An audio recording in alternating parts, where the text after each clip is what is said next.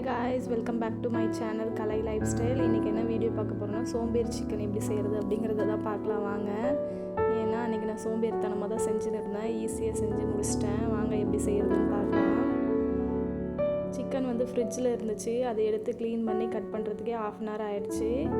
அதனால தான் தண்ணியில் ஊற்றி வச்சுருக்கேன், ஐஸ் கரைட்டும் அப்படின்ட்டு. வாங்க எப்படி செய்கிறதுன்னு பார்க்கலாம். இஞ்சி, பூண்டு, வெங்காயம், பச்சை மிளகாய், காஞ்ச மிளகாய், கருவேப்பிலை இதெல்லாமே அரைச்சி எடுத்துக்கினேன் ஒரு பேஸ்ட்டாக.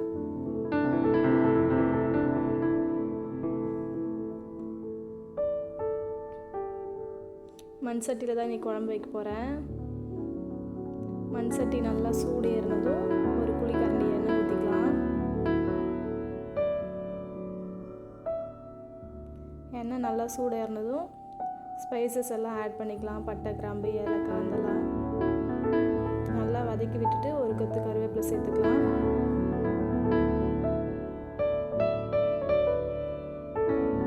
இப்போ அரைச்சி வச்ச பேஸ்ட்டு சேர்த்துக்கலாம். இஞ்சி, பூண்டு, பச்சை மிளகா, வெங்காயம் எல்லாம் அரைச்சி வச்சுருந்தேன், அந்த பேஸ்ட்டு சேர்த்து வதக்கி விட்டுக்கலாம்.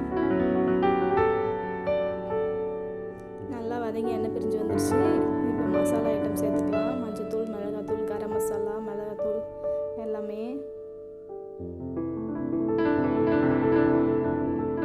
தக்காளி 2 அரைச்சி சேர்த்துக்கலாம். நல்லா வதங்கின பிறகு சிக்கன் சேர்த்துக்கலாம்.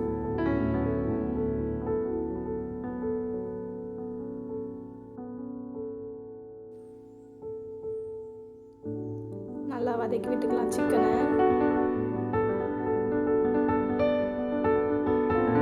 ஒரு 10 minutes நல்லா வேக வச்சுக்கலாம் சிக்கனை.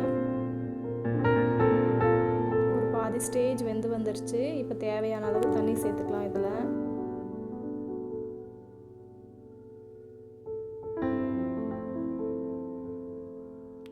லெட் பீஸ் மட்டும் கட் பண்ணாமல் அப்படியே போட்டேன். தம்பி பாப்பா லெட் பீஸ் வேணும்னாங்க, அதனால்.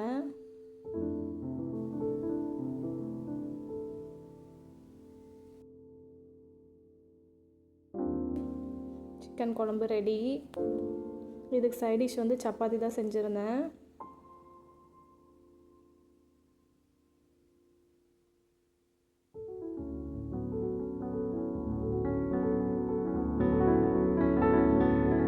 சிக்கன் குழம்பும் சப்பாத்தி செஞ்சு முடிச்சுட்டு ஆம்லேட் வேணும்னு கேட்டாங்க 2 பேரும். அவங்களுக்கு 2 ஆம்லேட் போட்டு கொடுத்தேன். அவ்வளோதான் இந்த வாரம் சண்டே சமையல் என்னோடது.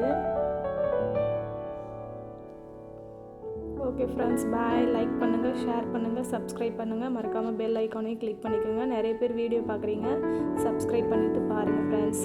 பாய். இன்னொரு வீடியோவில் பார்க்கலாம்.